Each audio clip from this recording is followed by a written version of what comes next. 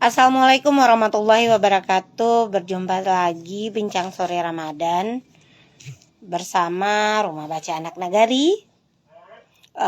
Sahabat Rumah Baca di mana saja berada, hari ini Ramadan yang ke-12. Tema kita adalah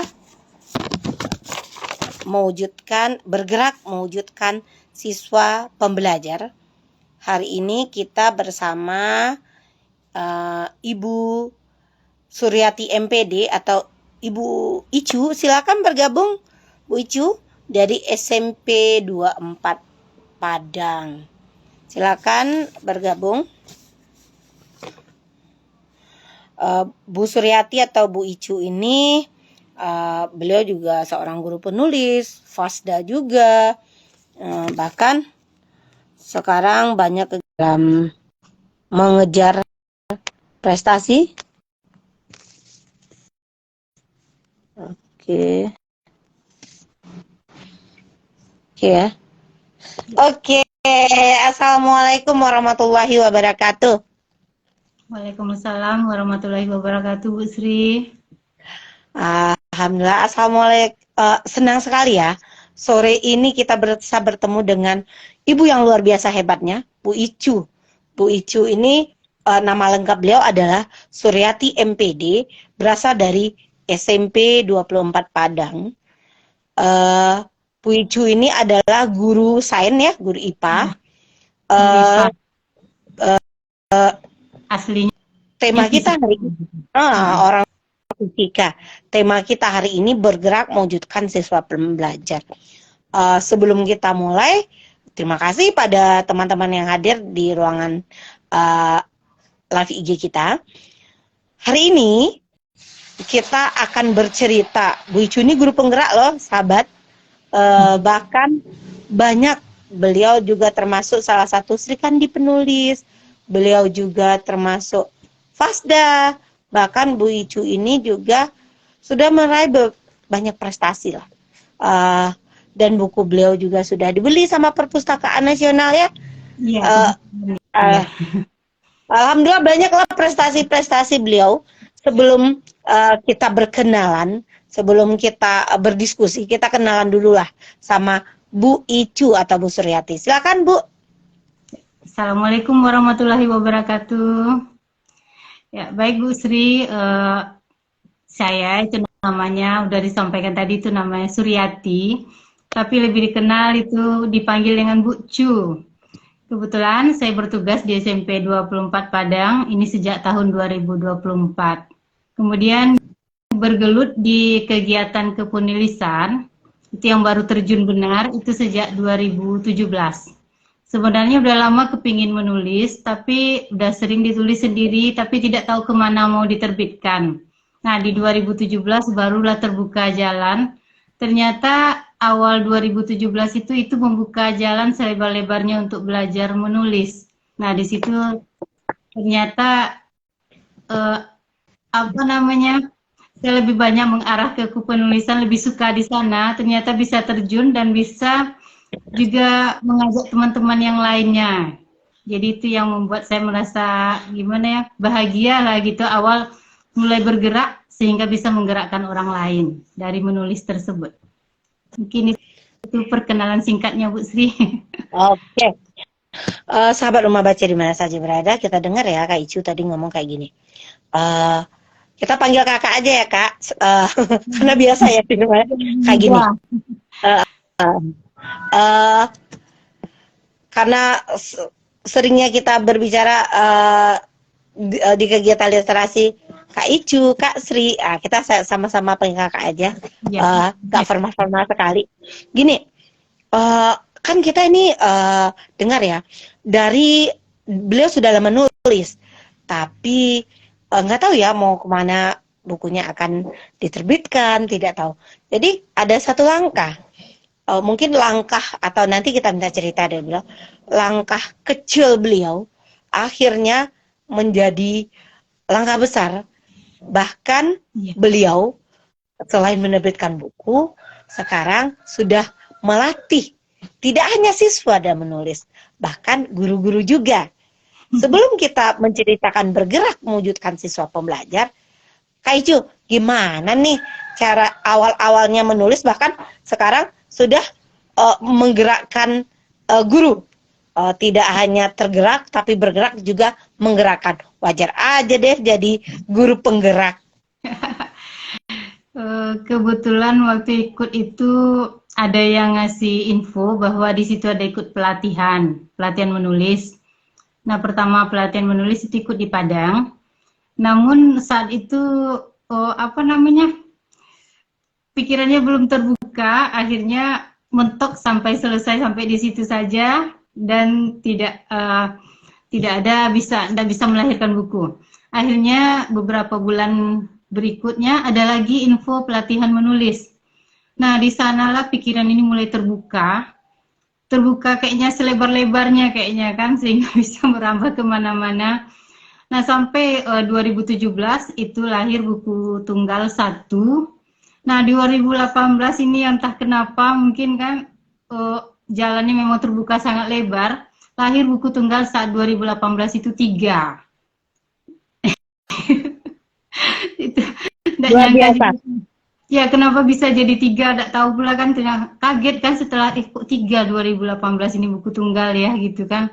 Nah, di 2018 itu juga buku antologi itu ada sekitar beberapa buku. Tapi yang menjadi bahagianya itu buku tunggal ini kenapa bisa sampai 3 gitu kan. Kemudian dari sanalah mulai merasa ternyata saya bisa menulis ya gitu kan. Baru mulai teman-teman bertanya kenapa bisa menulis. Nah, lalu saya ceritakan gimana awalnya ikut menulis, teman-teman ikut tertarik juga belajar. Nah, lalu sampaikan ke teman-teman ikuti pelatihan. Memang awal kita bisa bergerak itu memang ada pelatihan, kemudian tentu motivasi yang paling tinggi di Kak Sri ya. Tanpa motivasi memang kita tidak bisa bergerak. Jadi di kegiatan pelatihan menulis yang pertama yang saya mulai kayak istilahnya apa kalau bahasa Minangnya pacah taluannya cie itu kan. Nah, itu di 2017 itulah. Ternyata di situ terbuka jalan selebar-lebarnya. Motivasi yang diberikan itu sangat tinggi. Jadi kayak anak panah pas lepas langsung dia terbang gitu kan di 2017 itu. Jadi itu langkah awal ikut menulis itu yang membuat saya bisa memang melalui motivasi dan juga kemauan juga harus ada.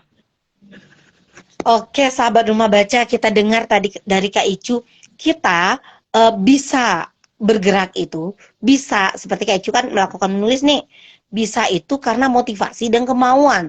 Jadi sahabat, mungkin kita mencari teman yang suka memotivasi kita, apalagi komunitas, bahkan pelatihan. Seperti Kak Icu tadi bilang ikut pelatihan, pelatihannya nggak cuma 1 kali 2 kali Kak Icu, mungkin beberapa kali pelatihan nih. Ya. Ya memang. Karena rasanya untuk 1 kali tidak mungkin ya Kak, mungkin udah berapa kali pelatihan ya. Iya memang sering gitu. Malahan ikut pelatihan itu biayanya kan nggak gratis itu kan. Nah, alhamdulillah pakai uang sendiri. Pokok ada ikut pelatihan menulis, rasanya butuh ikut tanpa memikirkan biayanya, pakai dari kantong enggak apa-apa, penting ilmunya dapat gitu. Ada yang pelatihan, ada yang online. Bahkan untuk yang ini yang supaya ilmu menulis ini semakin tinggi, pernah juga saya ikut kelas pelatihan editor 2 kali ya, untuk melatih kemampuan menulis gitu. Karena di editor ini kan materinya kan lebih tingkat tinggi lagi. Nah, jadi di situ saya merasa wah, ternyata di kelas editornya baru nampak tulisan saya ini banyak kekurangannya. Nah, dengan pelatihan tersebut. Jadi kalau enggak ikut pelatihan kelas editor memang enggak nampak di mana letak kekurangan tulisan kita gitu. Jadi di situ yang membuat saya berani mengajak teman-teman sekitar, terutama siswa juga. Wow, luar biasa Kak Icu nih sahabat. Beliau untuk ikut suatu pelatihan itu bukan gratis, tetapi berbayar. Mungkin kayak gini, karena kita tahu itu berbayar, makanya semangat kita pun lebih menggebu-gebu kali ya Kak. Jadi semangat untuk belajarnya lebih tinggi daripada kan, kadang kalau gratis udah kan gratis, udah kadang cuma capek, nggak enak, gitu. Tapi kalau kita bayar, kita tahu, oh, gua ngeluarin uang nih, waktu habis nih, enak tinggal nih, berarti semangatnya lebih tinggi ya Kak Icu. Oh iya, harus tinggi. Karena kalau kita tidak semangat tinggi, maka buku kita tidak selesai. Jadi memang harus harus semangat yang tinggi. Sahabat Rumah Baca, kita dengar Kak Icu, kita harus punya semangat yang tinggi. Terima kasih ya Bu Lisna Amir, mantap, sukses selalu Icu. Dari Bu Yuslina Amir ya, terima kasih Bu Yuslina ya. Jadi memang kita harus mempunyai semangat yang tinggi agar tujuan atau buku kita ini bisa selesai. Kak Icu, ngomong-ngomong nih, udah berapa ya buku Kak Icu sekarang? Oh, kalau tunggal itu udah 4, antologi udah 14. Wow, luar biasa, udah banyak sahabat Kak Icu nih nulis. Apalagi sekarang disibukkan dengan guru penggerak. Kak Icu, sahabat Rumah Baca banyak nih yang bertanya, guru penggerak itu apa sih katanya? Kebetulan kakak guru penggerak angkatan 1. Nah, itu kami ikut waktu saat-saat pandemi ini, kan waktu maraknya pelatihan online ini. Nah, karena kami ada di sekolah itu yang suka gitu, yang ikut-ikut pelatihan online bersama-sama. Jadi pas ikut pelatihan guru penggerak, kami kira nih kayak pelatihan webinar-webinar biasa saja gitu kan. Ternyata pakai tes, pakai tapi tetap langkahnya dilalui. Ujungnya mau kemana, arahnya kemana memang nggak tahu kan. Pokoknya ikut, ada ilmu baru gitu. Lalu ikut tes, ternyata lolos. Ikut berikutnya lolos lagi. Sampai akhirnya terakhir tes wawancara.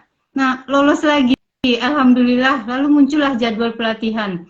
Jadi saat Lokakarya 0, baru sadar bahwa pelatihannya 9 bulan. Langsung waktu itu kan, down saya rasanya kan. Kok bisa 9 bulan, rasanya tidak mungkin gitu kan. Terlalu lama gitu kan. Jadi tapi tetap ikuti, kemudian tambah fasilitatornya juga mendukung.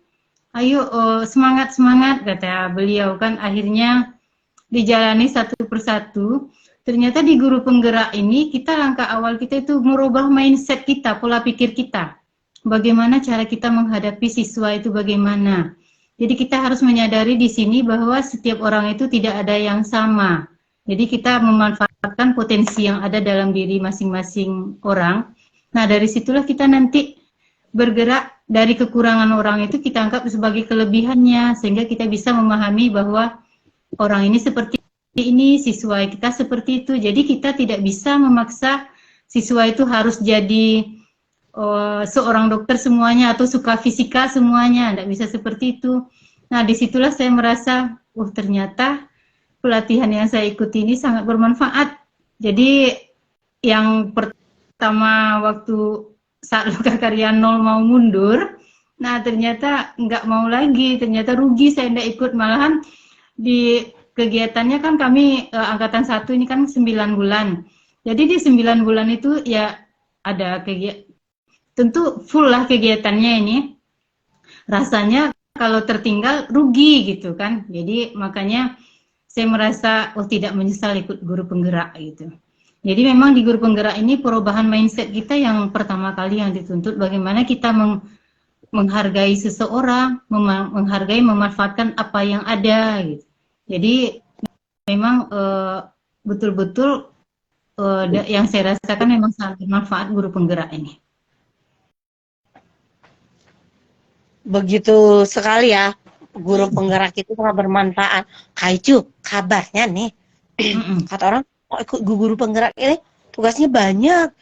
Ininya tugasnya, pokoknya rasanya berat banget gitu ya. Saya dengar kemarin kan, karena saya udah punya NUKS, makanya kata orang guru penggerak tuh bisa jadi kepala sekolah gitu ya. Makanya kebetulan waktu itu kami, teman-teman, kita udah punya NUKS, nggak usah ikut. Makanya kami nggak ada yang ikut kan. Kebetulan waktu itu angkatan 6 ada untuk guru di Bukit Tinggi. Banyak kita udah jadi kepala sekolah, kata orang enggak, makanya nggak ikut gitu ya. Tapi kata orang itu tugasnya banyak sekali kata. Jadi ada juga yang lulus, katanya itu ada yang mengundurkan diri gitu. Emangnya seberat apa sih guru penggerak itu? memang kalau dari segi tugas, memang ya agak berat gitu. Namun bisa menambah ilmu kita karena banyak ilmu yang kita dapatkan di sana dari hal-hal yang tidak tahu kita menjadi tahu. Apalagi yang dalam segi kemampuan IT ini, karena tugas kita kan harus dalam bentuk video, dalam bentuk kayak pakai aplikasi Canva. Nah kalau kita kan kita ini kalau disuruh belajar langsung kadang kan tidak semua kita mau gitu kan. Jadi dengan ada tugasnya yang harus seperti ini, harus seperti ini, membuat jurnal, akhirnya mau tak mau karena ini tugas, tentu kita laksanakan juga. Nah, jadi setelah dilaksanakan tugas itu, kita tahu, oh ternyata ilmunya banyak yang didapatkan. Jadi pertama, saya memang terasa berat, ini pertama kali jujur gitu, memang terasa berat. Tapi karena dari banyak manfaat yang didapatkan, saya merasa tidak berat lagi. Bahkan sampai saya pernah berdialog ini dengan Pak Iwan Sahril. Apa yang Ibu dapatkan setelah ikut guru penggerak? Banyak Pak, ini kan. Terutama satu yang membuat saya lebih suka apa nih Pak? Saya berani berbicara di depan orang banyak. Karena kita kan di kegiatan guru penggerak kita kan banyak diskusi. Nah kebetulan nih Kak Sri, saya termasuk orang yang malas bicara. Saya sukanya bekerja gitu kan. Jadi di guru penggerak karena kita sekelompoknya kan hanya berlima. Jadi dengan fasilitator kita masing-masing nih disuruh berpendapat. Mau tak mau akhirnya kita kan bicara. Jadi sampai saya bilang ke Pak Iwan Sahril, itu yang membuat saya yang manfaat yang paling utama yang saya dapatkan Pak, saya berani berbicara di depan orang banyak gitu. Karena tahulah lagu orang IPA ini apalagi orang fisika ini menurut saya ini kan berbicara, dia suka bicara yang pasti-pasti aja, berbicara yang banyak-banyaknya. Contohnya kayak gini lah sekarang ini kan udah banyak bicara ini Kak Sri. Jadi itu kelebihan utama yang saya dapatkan ya. Sampai Pak Iwan Sahril bilang, saya juga seperti Ibu ini sebenarnya ya kan. Tapi karena tuntutan pekerjaan, tuntutan kegiatan, akhirnya saya juga bisa bicara, berarti sama kita Bu, kata beliau.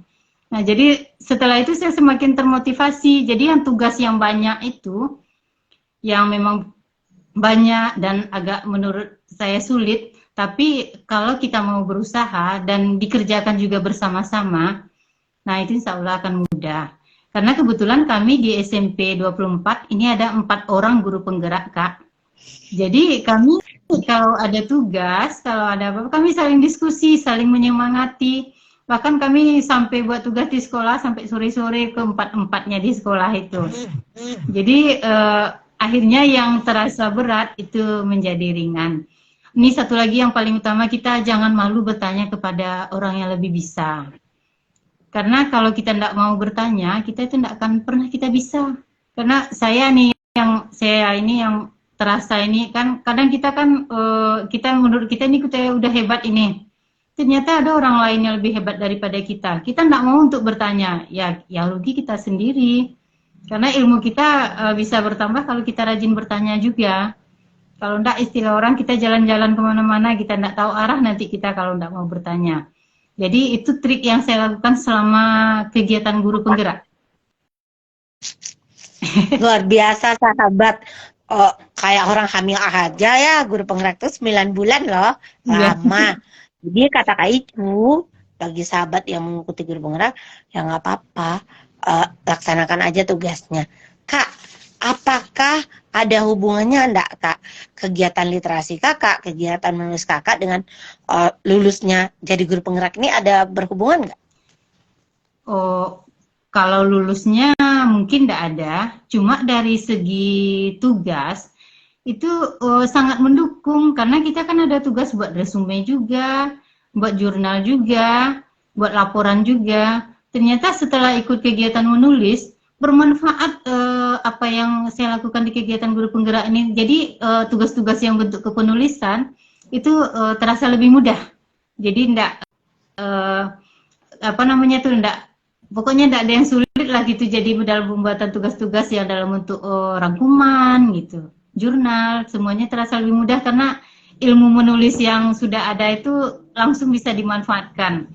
kebetulan juga saat kegiatan tahun Januari 2020 itu saya juga ikut tantangan menulis di Media Guru itu setiap hari, Kak. Jadi kalau untuk setiap hari ini full ini ya, supaya dapat namanya sertifikat ini 1 tahun ini, Kak, 365 hari. Jadi di situ tugas di guru penggerak yang dalam bentuk misalnya tulisan itu kan harus diupload. Nah, karena dia harus diupload, saya jadikan sebagai tugas tantangan, jadi terkait dia kedua-duanya. Jadi tugas tantangan terselesaikan, tugas guru penggerak juga terselesaikan. Nah, jadi terkaitnya dari segi itu. Tapi kalau lulusnya itu mungkin ada takdirnya juga loh, mungkin. Usaha ada, takdir juga ada. Sahabat Rumah Baca di mana saja berada, mungkin pas waktu Kak Icu wawancara atau pas waktu Kak Icu bekerja, mungkin karena sudah pembaca, sudah banyak berkarya, maka ada ilmu-ilmunya pas waktu wawancara dimudahkan aja ya, Kak. Iya, iya. Jadi ilmu-ilmu yang pelatihan-pelatihan yang diikuti atau ilmu-ilmu yang Kak Icu punya jadi lebih dipermudah. Sahabat, karena tadi kan Kak Icu nih kita bergerak mewujudkan siswa pembelajar. Kak Icu, apa sih yang sudah Kakak Icu lakukan di sekolah untuk siswa-siswanya terkait misalkan agar siswa menjadi siswa yang pembelajar? Kalau di sekolah itu kegiatan-kegiatannya secoba pembelajarannya melalui pembelajaran berdiferensiasi. Nah, kebetulan nih kegiatan di sekolah kami yang paling itu kan kita kegiatan literasi ini, Kak. Kegiatan literasi ini siswa kan masih rendah, masih malas untuk membaca.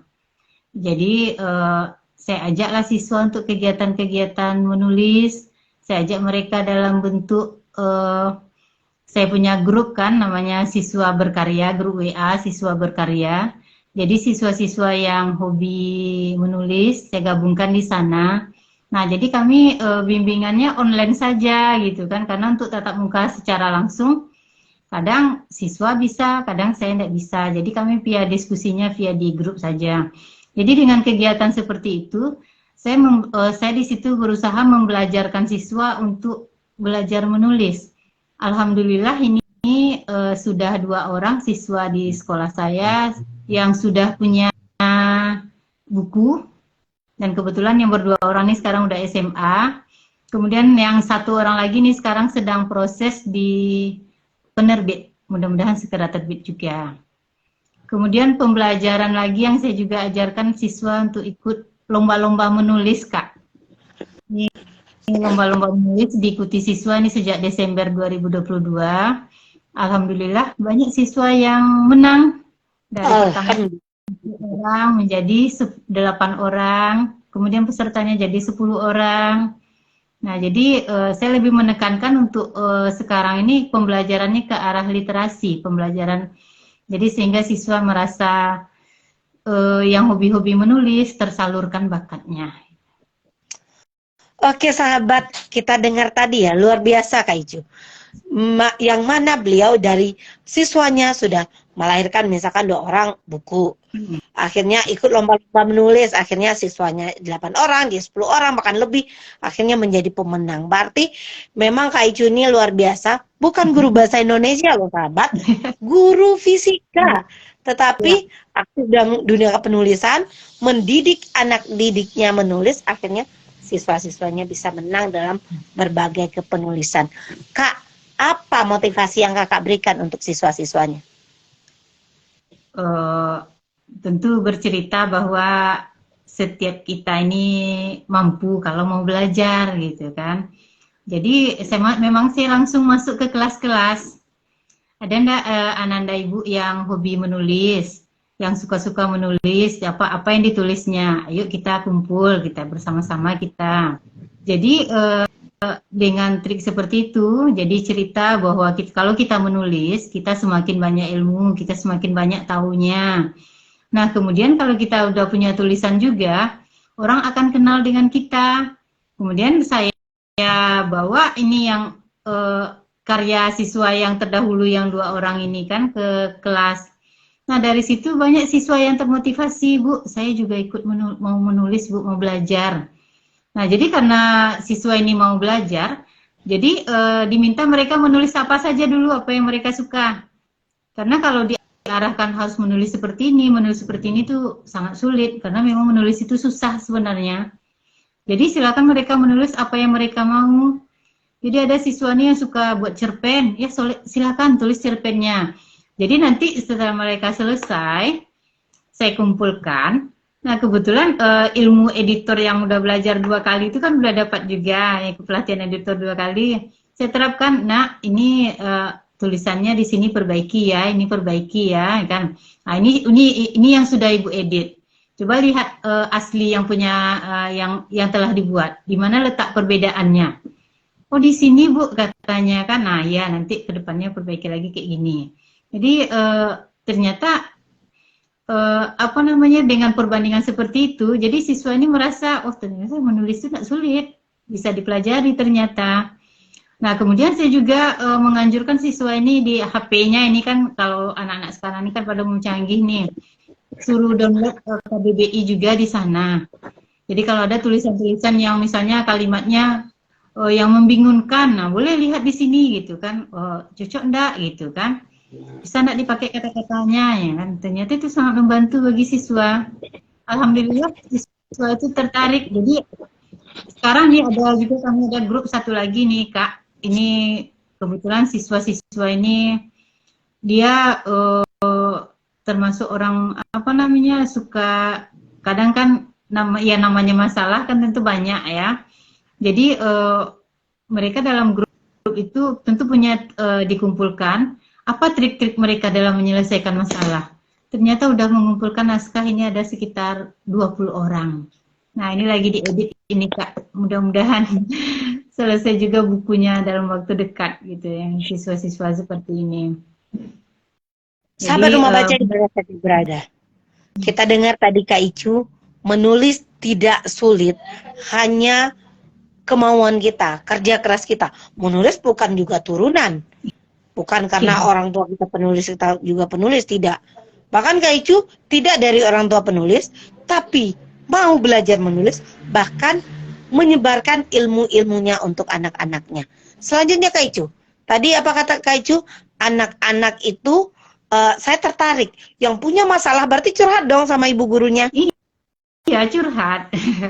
Curhat dalam bentuk tulisan, tapi curhatnya tentu tidak memojokkan diri sendiri gitu kan. Nanti kalau terpojok dirinya nanti dia malu juga kan. Nah, jadi mereka diminta kayak istilahnya kayak istilah coaching ini Kak Sri. Kan di guru penggerak kita kan ada coaching ini yang namanya. Jadi siswa ini menuliskan masalahnya apa, lalu mereka mencoba mencarikan solusi yang telah mereka lakukan. Menurut mereka bagus enggak gitu penerapan yang mereka lakukan.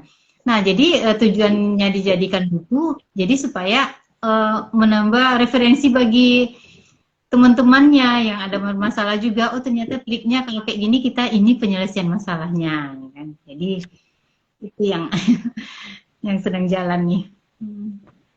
Wow, luar biasa ya. Jadi anak-anak selain diminta ada tantangan menulis, mereka juga bisa menceritakan masalahnya atau curhat dengan masalahnya di dalam buku itu. Bahkan nanti diperiksa oleh gurunya, oleh Bu Icu, oleh Kak Icu ini ya. Setelah itu nanti direvisi lagi dengan adanya ilmu editing yang dimiliki oleh Kak Icu. Sahabat Rumah Baca, sekarang selama Kak Icu menggerakkan, mewujudkan siswa pembelajar ini, apa kendala-kendalanya? Kendala tentu banyak ya Kak ya.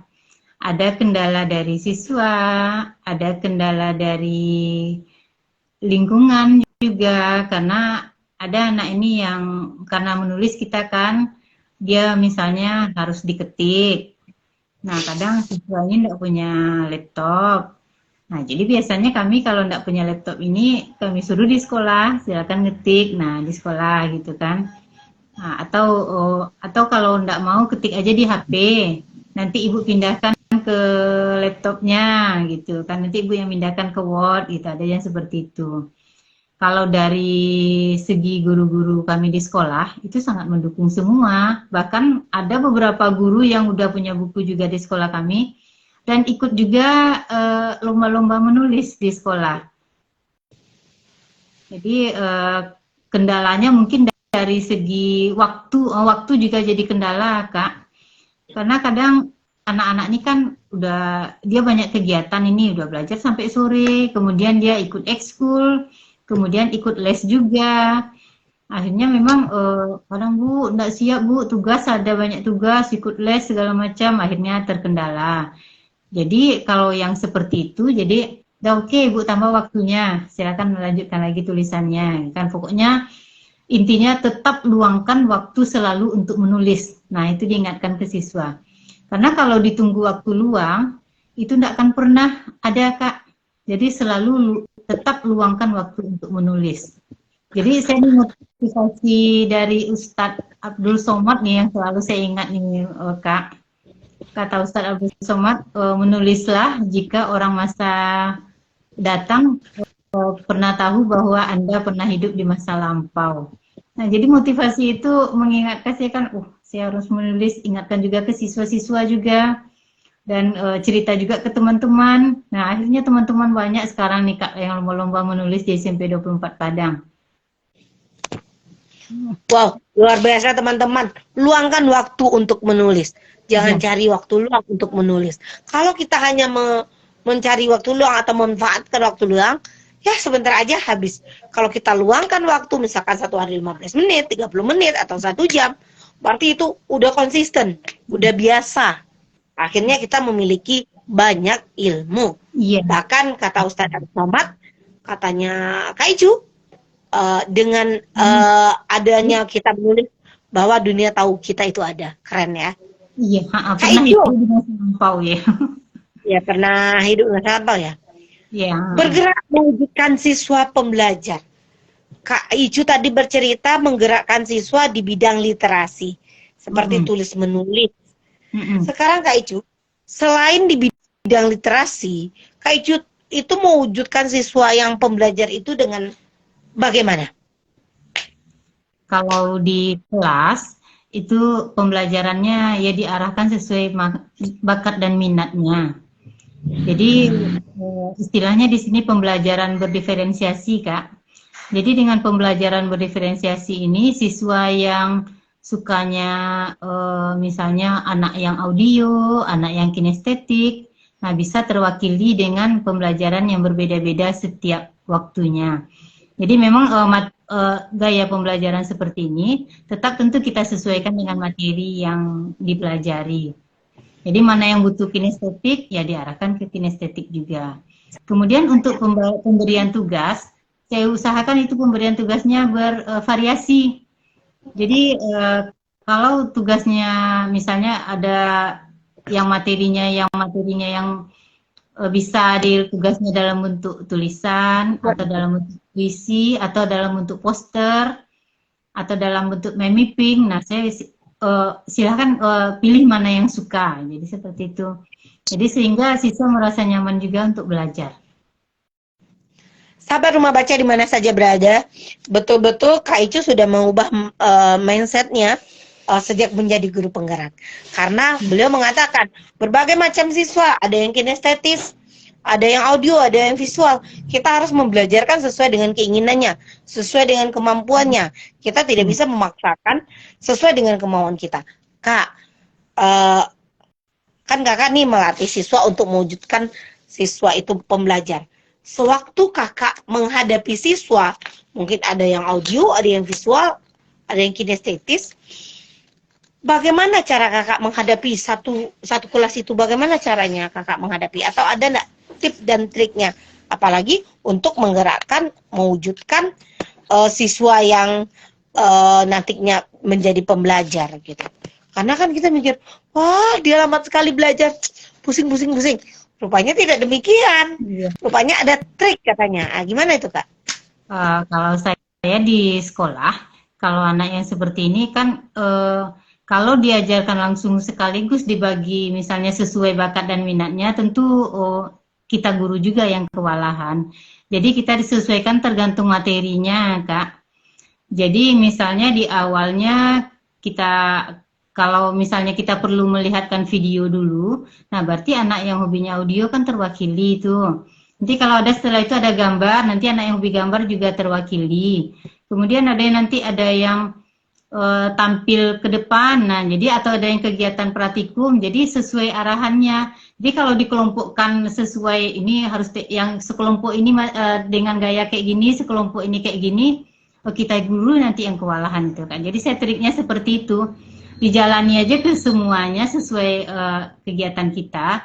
Jadi anak yang hobi membaca terwakili dengan adanya membaca di awal dulu. Anak yang hobi dengan kegiatan kinestetik, nah tetap dia nanti terwakili juga dengan kegiatan kinestetik. Dan tetap tentu kita arahkan juga.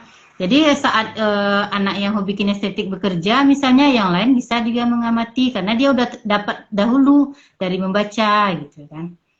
Jadi tetap walaupun dia dengan kinestetik ini yang lebih dominan, tetap yang lain juga ikut mengetahui juga. Kalau nggak tahu nanti kan mereka rugi juga, Kak.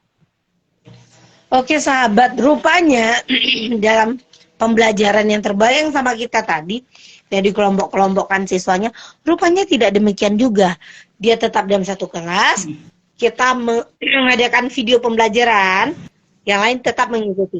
Bagi anak yang sukanya audio, dia langsung nangkap. Begitu juga untuk yang visual, mungkin dengan cara menggambarnya, dan yang kinestetik dengan cara bergeraknya. Berarti, Kaicu, kita harus paham siapa peserta didik kita.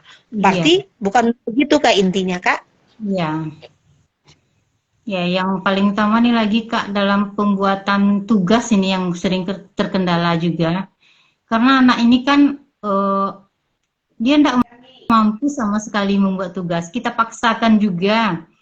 Tentu akhirnya tidak selesai-selesai. Bahkan ada kadang mahasiswa yang bisa kabur itu tidak mau masuk ke kelas kan.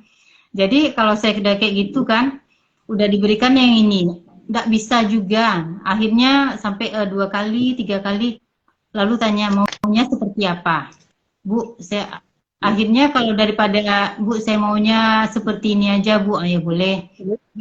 Bahkan kadang dia ada anak itu Kak, yang untuk menulis saja dia sulit. Nah, jadi kalau udah seperti itu, apa yang bisa aja Bu, saya membaca aja Bu, atau saya bercerita aja di depan Bu ganti, ya boleh silakan. Jadi kalau dipaksakan juga, misalnya yang anak ini dapat 80 dengan memang sesuai keinginan kita, yang ini mungkin bisa juga 80 tapi sesuai dengan bakatnya. Jadi kita harus seperti itu Kak. Karena kalau kita paksakan kehendak, kita sendiri yang pusing nanti jadinya. Jadi berarti kita masih kurang memahami bahwa siswa kita itu manusia tidak ada yang sama kalau kita paksakan juga kehendak kita. Jadi intinya kita harus memahami setiap orang berbeda, punya bakat dan minat yang berbeda juga. Sahabat Rumah Baca di mana saja berada, kata Kak Icu, semua orang berbeda, mempunyai bakat berbeda juga. Jadi tidak bisa kita patron dengan patronan kita. Ya. Jadi siswa itu tergantung dengan bakatnya yang akan kita kembangkan. Apakah dia itu bakatnya di visual kayak gitu ya Kak, atau dia di sukanya misalkan di kinestetik dan lain-lain. Berarti kita harus memposisikan. Iya, memposisikan. Bukan begini teman-teman, karena kadang kita salah persepsi. Udah, berarti dia anak pintar gitu ya, berarti dia ikut kita, berarti dia udah levelnya di atas kita. Misalkan orang sering ngomong kayak gitu, udah dicuekin aja. Rupanya di dalam mindset pembelajaran sekarang tidak ada kata cuekin ya Kak. Iya, nggak bisa dicuekin, yang apa namanya, kasihan nanti kalau anak yang kayak gitu kita cuekin kan, karena dia bakatnya bukan sesuai dengan keinginan kita. Akhirnya nanti mereka tambah jauh, akhirnya mereka malas untuk belajar. Nanti apalagi kalau ada pengaruh dari luar, ya akhirnya cabut. Apalagi kalau anak SMP cabut-cabut udah mulai belajar ini, udah apa namanya, udah tahu. Tambah lagi kalau pengaruh lingkungan kuat, ya udah. Payah kita nanti menariknya ke dalam kembali. Begini Kak Icu, tadi bukannya bukan guru itu kadang mencuekin atau gimana, karena siswa yang kita mungkin ya karena kita tidak paham atau mindset kita belum berubah, kita maunya siswanya gini, PR-nya gini, ini gini, akhirnya dia tidak suka, akhirnya dia tidak buat, karena akhirnya dia mengira sekolah itu capek, banyak tugas ini, padahal karena kita tidak sesuai dengan keinginannya. Mungkin apabila seorang yang hobinya membuat video, kita kasih ke dia, mungkin udah senang, tugasnya selesai cepat ya. Bagi yang suka bercerita, otomatis begitu ya Kak Icu. Tergantung porsinya masing-masing gitu ya. Ya, seperti itu Kak. Jadi memang seperti itu dalam pemberian tugas, memang saya seperti itu. Tugas ini pertama tetap tugas tentu sesuai kita berikan sesuai dengan perangkat yang kita buat. Ini tugasnya seperti ini Ananda. Kalau udah dikumpulkan hari ini, nah dari setelah dikumpulkan ada yang terkendala, nah baru diarahkan lagi ke sesuai dengan keinginannya. Kita coba dulu sesuai dengan keinginan kita. Kalau tidak memungkinkan juga, tentu nilainya tidak akan pernah ada. Alasannya tidak bisa, Bu, tidak mengerti, Bu. Apalagi ini IPA, ini kan IPA kalau udah terkait hitungan-hitungan, anak itu kan banyak yang, ada yang memang tidak mampu dia. Bahkan udah dijelaskan baik-baik kan, lambat-lambat dijelaskan. Karena tidak juga dia, diberi pada soal yang sama, angka yang berbeda, tidak bisa juga dia. Akhirnya tentu kalau kita ingin sesuai dengan keinginan kita terus, tentu nilainya akan 0. Nah, jadi supaya tidak 0, ya mungkin berarti anak ini arahnya ke sini aja lah tugasnya, Ibu ganti tugasnya kayak gitu kan, kamu kerjakan ini aja ya kan. Nah, baru mereka mau, ya Bu katanya kan. Bahkan ada yang disuruh mencari buku juga, kayak ada misalnya tugas tuh harus ditulis misalnya Kak, misalnya cari kayak literasi membaca, dari apa yang dibaca itu silahkan ditulis. Ada anak itu yang tidak mampu dan tidak pandai membuat kesimpulan. Jadi kalau kita tuntut itu juga SMP, Kak? SMP juga. Ya ada yang tidak bisa. Jadi kalau kita tuntut juga dia membuat resume sendiri, dia tidak bisa. Akhirnya gini aja lah. Ini punya temanmu, salin lah. Itu kayak gitulah ya gininya. Tapi itu udah apa namanya? Udah di luar jalur itu sebenarnya. Jadi di awal tetap kita arahkan sesuai keinginan kita dulu. Kalau tidak mampu juga baru kita alihkan ke yang lain. Oh begitu ya Kak Icu. Berarti kita memang betul-betul mengubah mindset bagaimana siswa itu bisa belajar dengan baik, bagaimana siswa terlayani dengan baik. Begitu ya Kak? Ya terlayani. Sekarang Kakak tadi kan bergerak mewujudkan siswa pembelajar. Tadi dampak negatifnya sudah kita lihat ya. Maksudnya bagaimana saya sekarang, apa positifnya dengan Kakak mewujudkan siswa pembelajar tersebut? Siswa dia merasa nyaman kalau positifnya. Kemudian nilai-nilai itu tidak ada yang kosong Kak, karena mereka sudah terwakili dengan kegiatan-kegiatannya yang lain. Kebetulan saya juga kan ada pamong mahasiswa PL juga ini. Jadi kadang siswa ini mahasiswa ini mengeluh, Bu, ini anak ini tidak mau juga, Bu, ini tidak mau juga, Bu. Ya berarti karena mereka tidak bisa juga seperti itu, berarti memang bukan kemauannya di sana, bukan bakatnya. Nah, jadi silakan berikan yang lain. Jadi dengan adanya pengalihan seperti itu, siswa yang pertama malas, tentu dia merasa ibu ini menghargai saya. Jadi motivasi dia. Ya termotivasi. Kemudian nilainya tentu tidak ada yang kosong. Karena dipaksakan juga dia sesuai kehendak kita. Tidak akan mau dia, tidak akan mau. Jadi dan akhirnya kita kesal. Mungkin ya. Tidak akan mampu. Dia kesal, kita kesal juga. Dia merasa dipaksa. Tentu mereka marah. Nah kita juga marah karena dia tidak mau menyelesaikan tugasnya. Akhirnya dia karena kita udah sama-sama marah, akhirnya rasa suka itu tidak ada. Jadi akhirnya kalau siswa dia kadang ada pula lagi pengaruh dari luar, dia akan mengalah itu nanti bisa jadi dia cabut dengan kita. Jadi sisi positifnya menurut saya mereka termotivasi untuk belajar walaupun dia kemampuannya seperti ini, dia merasa dihargai karena dan teman-teman itu juga akan tahu bahwa, dan saya ingat ke teman-temannya, berarti temanmu bisanya seperti ini. Ini ada satu Kak dulu siswa saya ini yang kalau dari segi kemampuan dia bagus betul. Bahkan dia juara 1 ini di kelas dulu. Jadi tapi dari segi fisik dia lemah.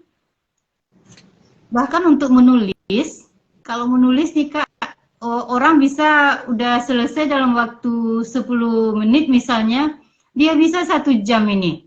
Makanya saya tidak paksakan anaknya seperti itu, tapi IQ-nya bagus, bahkan juara 1 dia di kelas.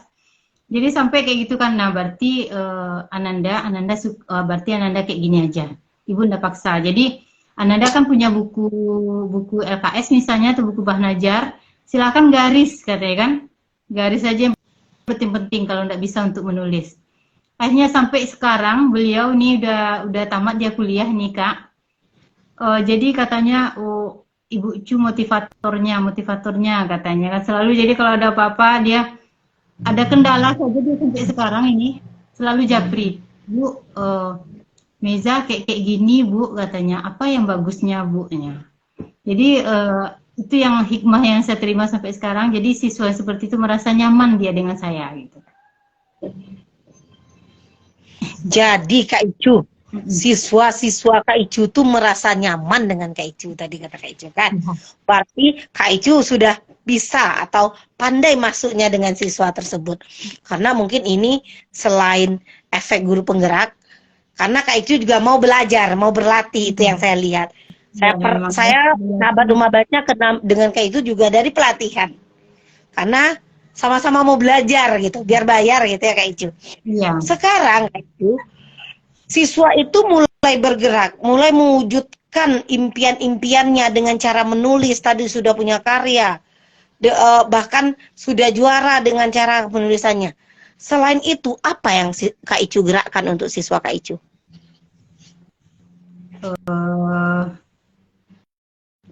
Selain itu keberanian juga untuk tampil, itu juga digerakkan ke teman-teman, ke siswa-siswa.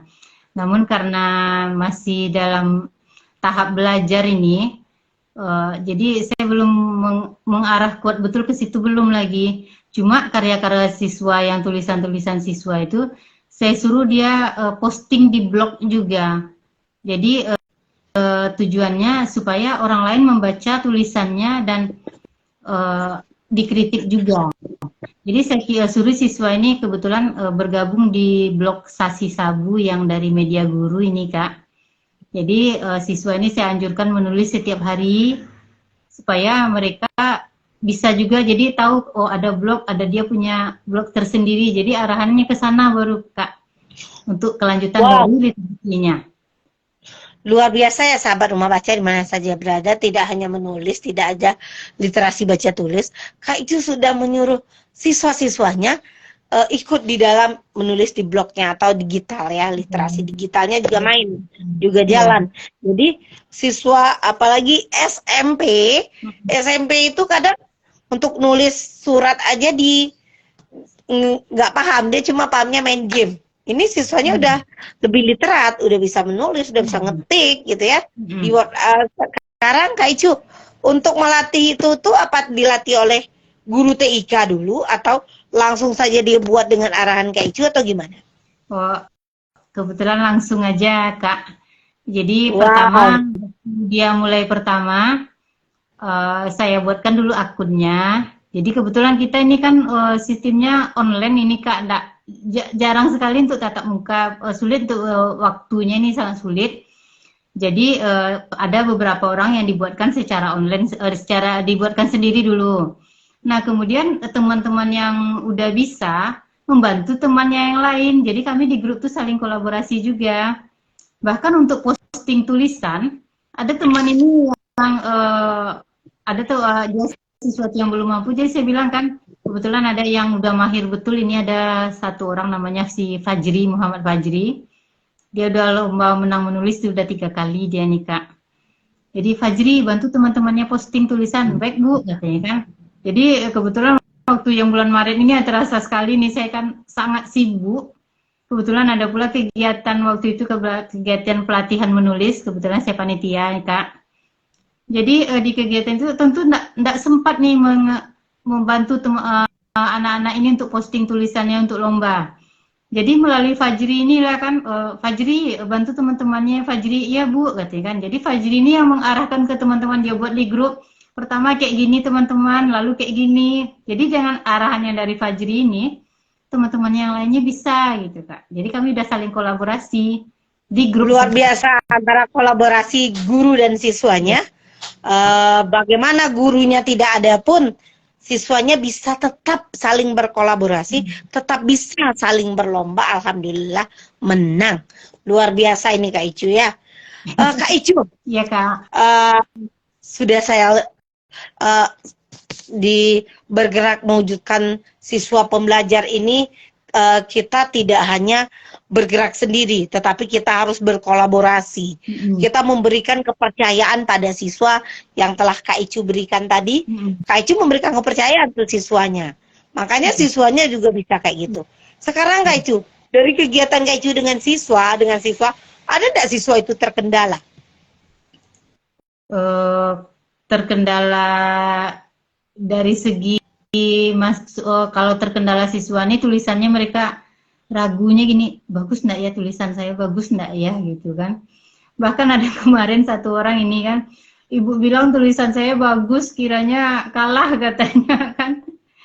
Kayak Bu, lihat Bu kan, udah bagus katanya kan, udah boleh dikirim Bu, silakan dikirim kan.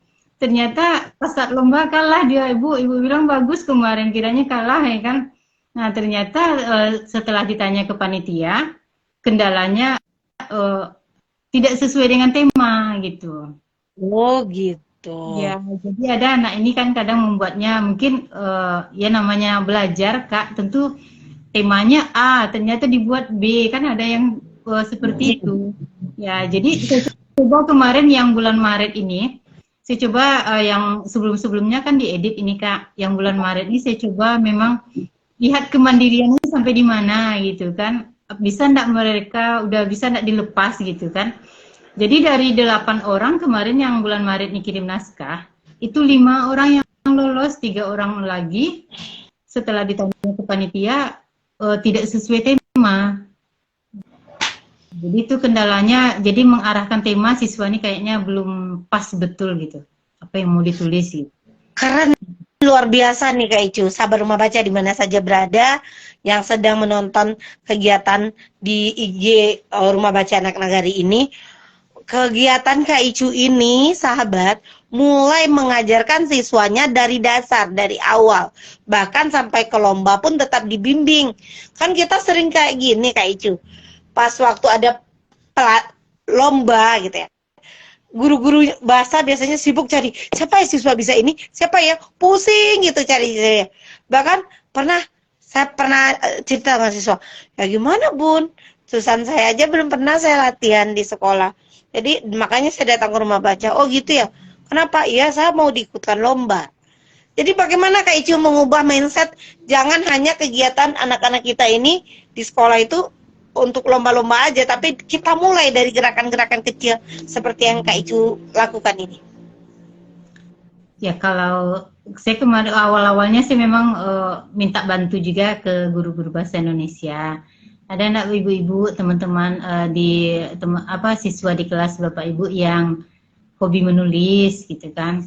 Jadi kalau hobi menulis atau mau belajar menulis, nah bisa hubungi kami gitu kan. Nanti kalau dia mau menerbitkan tulisannya atau membantu dia memposting tulisannya biar dibantu gitu kan. Nah jadi melalui teman-teman guru bahasa Indonesia, nanti teman-teman guru bahasa Indonesia, anak ini udah punya tulisan, dia minta dibantu, ya oke langsung dibantu gitu kan. Berarti Kak Icu kita emang harus berkolaborasi. Kita tidak bisa jalan sendiri-sendiri. Seperti kita lihat sahabat rumah baca di mana saja berada, Kak Icu ini berkolaborasi dengan guru bahasa Indonesia. Kak Icu juga berkolaborasi dengan editor. Kak Icu juga berkolaborasi dengan orang-orang di komunitas kepenulisan. Kak Icu juga berkolaborasi dengan wali murid dan siswanya. Jadi sahabat, kita memang betul-betul harus berkolaborasi agar kegiatan kita tercapai. Apalagi yang namanya menulis, agar sampai ke goalnya seperti Kak Icu tadi. Kak Icu, tidak terasa ya, 2 menit lagi kita hampir habis. Kak Icu, sebelum habis apa ya motivasi Kak Icu atau pesan Kak Icu untuk sahabat rumah baca di mana saja berada pada hari ini agar bisa bergerak, bergerak dan menggerakkan, apalagi untuk mewujudkan siswa di dalam pembelajaran. Ya, ini untuk teman-teman yang bergabung di sini, memang untuk bergerak atau untuk merubah orang lain, berarti kita dulu yang berubah. Jadi setelah contohnya seperti kita ingin belajar menulis, mengajak orang-orang menulis, maka kita sendiri dulu untuk menulis.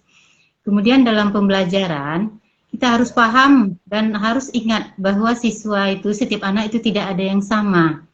Jadi dengan kita pemahaman seperti itu, kita jadi siswa yang kita ajar, mereka akan merasa dihargai dan merasa dihormati, mereka dihargai. Dan mereka juga tidak akan malu dengan teman-temannya. Karena kalau seandainya kita paksakan juga sesuai dengan keinginan kita, sementara dia tidak mampu dan belum mampu, dan kita paksakan juga, tentu akhirnya mereka merasa malu, karena tugasnya tidak siap-siap juga, ininya tidak selesai juga.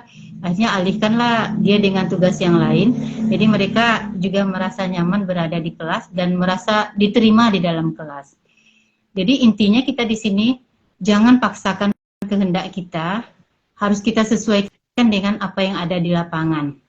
Karena siswa itu dia bukan kertas putih lagi, mereka itu adalah seperti kertas buram.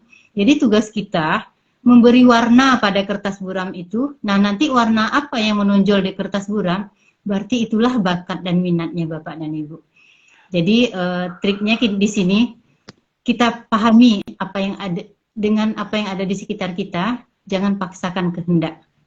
Kemudian untuk menulis, menulis memang itu sulit, tapi kalau kita ada kemauan, itu kita bisa. Kalau kita ingin menulis, tulis saja dulu apa yang ingat di kepala kita, silahkan ditulis. Tulis saja sebanyak-banyaknya, jangan lakukan proses edit. Kalau kita lakukan proses edit di awal, itu tidak akan pernah selesai-selesai tulisan kita. Jadi kalau ada kita ingat tulisan, silahkan aja ditulis, tulis dulu. Nah nanti kalau ada misalnya, oh ternyata ini harusnya di setelah 2 hari setelah itu baru kita baca. Oh ini harusnya di paragraf ke atas, ini harus di paragraf di bawah, atau ini harus di bab 1. Nah kita tinggal cut aja lagi. Akhirnya tulisan kita selesai. Jadi kalau ada keinginan menulis, ya triknya seperti itu. Kemudian tetap selalu luangkan waktu menulis. Kalau seandainya tidak bisa langsung diketik, ya buat aja di HP. Ketik aja di HP dulu, misalnya hari ini bisa 15 baris, ya oke, biar aja segitu. Nanti ada 1 jam lagi, kita ada waktu luang lagi, isi lagi 15 baris, alhamdulillah itu bisa selesai. Nah itu kira-kira trik yang saya lakukan dalam menghadapi siswa, juga dalam kegiatan menulis, Kak. Oke sahabat rumah baca, terima kasih Kak Icu. Triknya pahami tanpa adanya paksaan, luangkan waktu untuk menulis. Sahabat rumah baca di mana saja berada, terima kasih Kak Icu sudah bersama kami, sudah memberikan inspirasi, motivasi agar guru-guru lebih bergerak dan menggerakkan. Selain itu mungkin kegiatan tidak bisa waktu cuma sekali ini aja, kegiatan setelah Lebaran ada itu namanya kegiatan inspirasi Kamis sore. Semoga Kak Icu bisa juga mengisi. Banyak yang harus kami tanyakan, bagaimana siswa-siswa kita nanti agar lebih bergerak juga seperti yang diimpikan oleh bangsa Indonesia. Sekian, salam literasi. Ntar Kak, salam literasi, kita foto dulu ya. Bentar.